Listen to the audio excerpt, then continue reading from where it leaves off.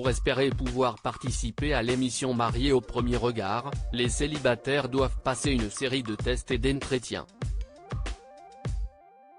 Sont-ils fiables à 100%? Les experts du programme répondent. La saison 7 de Mariés au premier regard a débuté ce lundi 20 mars sur M6. Dans le premier épisode, Annabelle et Fabrice ont vécu un véritable coup de foudre.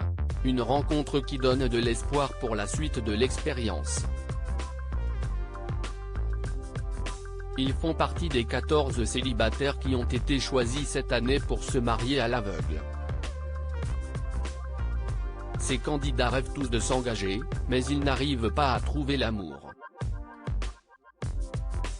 Ils ont décidé de mettre leur destin amoureux entre les mains des experts, qui doivent trouver leur partenaire idéal.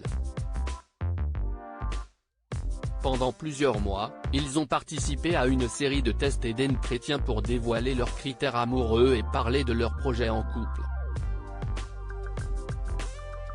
Des questionnaires gardés bien secrets par l'équipe de production de M6, mais les deux experts de la saison, Estelle Dossin et Gilbert Boujaoudé ont décidé de ne dire plus.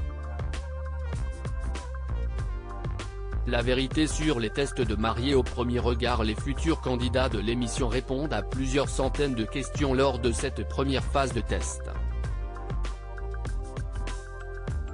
Le but est bien évidemment de les cerner pour leur trouver leur partenaire idéal. Ces tests ne sont pas fiables à 100% et les couples divorcés des saisons précédentes nous l'ont prouvé. L'efficacité d'un test ne repose que sur l'authenticité des réponses qu'on y apporte, a expliqué Estelle Dossin, avant d'ajouter, si les participants, en s'inscrivant, en faisant les tests essayent de cacher les choses ou de se montrer sous leur meilleur jour, nous, on a des réponses erronées. Le taux d'incompatibilité est encore plus important. Les tests sont là pour limiter au maximum les erreurs. C'est pour ça qu'on travaille régulièrement pour les peaufiner, les améliorer, a précisé Gilbert Boujaoudé, le sexologue du programme.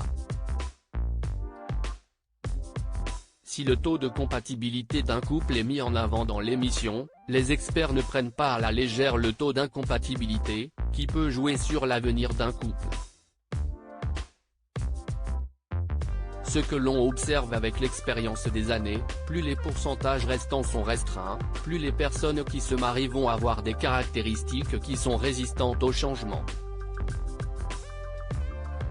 Si est là que Gilbert et moi, on intervient parce qu'il faut les faire sortir de l'ornière, pour dépasser ce qui pourrait être un problème, en finalement un obstacle, a expliqué l'experte de M6.